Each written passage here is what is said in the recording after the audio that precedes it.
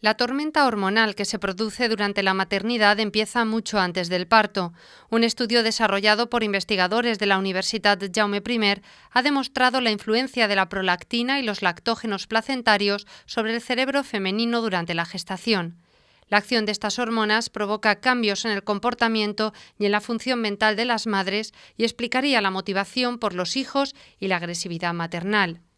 Este estudio de la Facultad de Ciencias de la Salud de la UJI demuestra la acción directa de las hormonas y, por tanto, la tendencia instintiva a tener cuidado de las crías.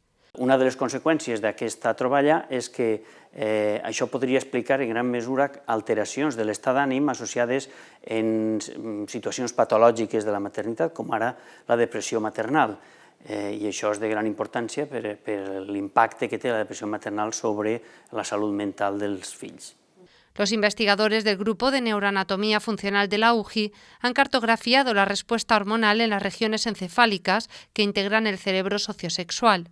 Estos son una serie de núcleos, de centros que regulan el comportamiento y las relaciones sociales y reproductivas entre miembros de una misma especie.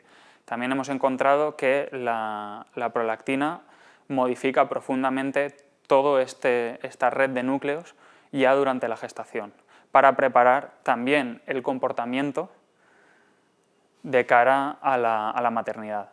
Es primordial conocer el lugar concreto donde las hormonas influyen en la actividad cerebral de las madres para entender posibles procesos patològics i facilitar su tratamiento.